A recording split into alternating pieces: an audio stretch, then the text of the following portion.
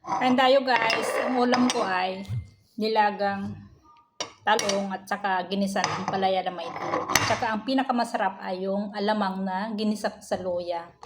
Ayan yung kanin ko. Ngayon mapapasarap naman ako ng kain nito. Kain tayo. Kakamay talaga ako kasi nimiss ko talaga yung alamang. Ang alamang, binili ko to sa grocery. Ngayon lang, kararating ko lang. Tapos, nilagyan ko siya ng 2 kutsara. Kasi maalat. Sarap ng kamay. Sabi. Sarap talaga pag walang amo, walang kukontra. Gutom na kasi ako.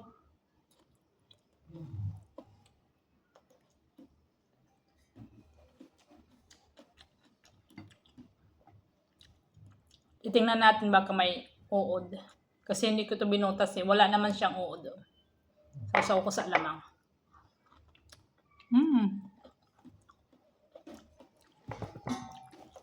Sarap.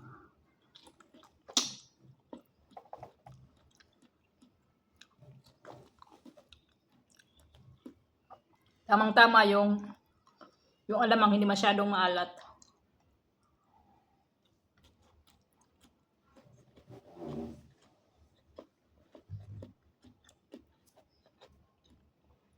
Kakamayin ko na to kasi ako lang naman kakain.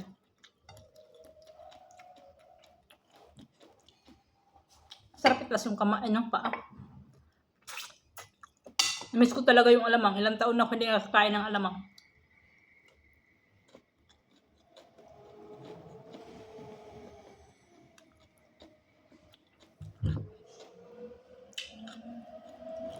Ganda ng talong, walang kasira-sira.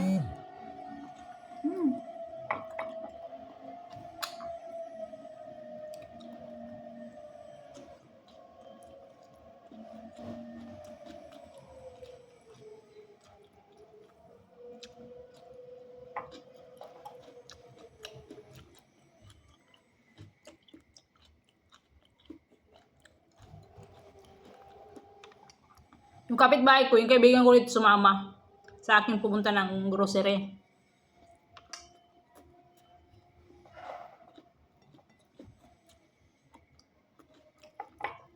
Wala naman siyang dalang pera, ako tagabayad. Okay lang yun. Malaga. Nakatulong sa kapwa.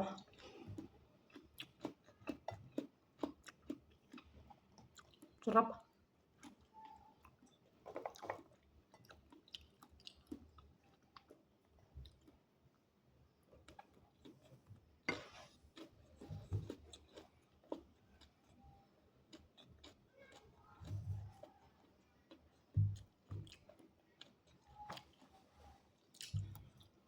Hindi kaya mapanis yung aking itlog.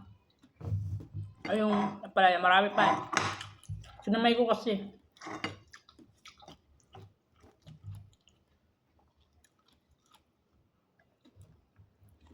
Hindi ko na mapigilan eh. Masarap talaga kumain ng alamang.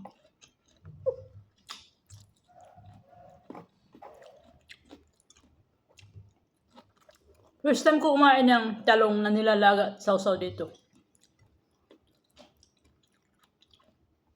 Ginagawa ko kasi sa talong, piniprito ko.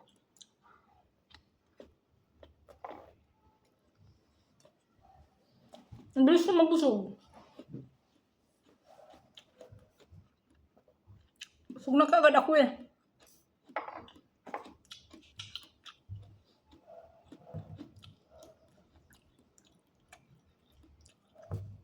Maganda yung ampalaya sa katawan. Maraming vitamins.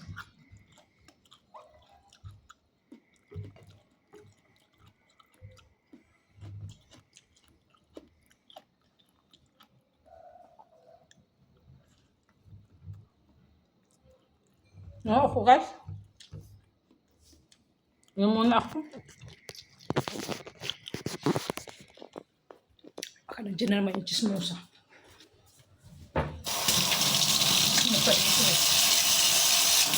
Kapit bahay, chismosa. Ako.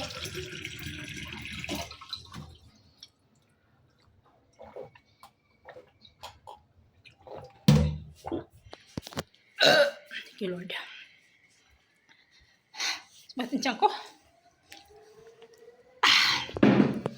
So yun guys, nabusog ako.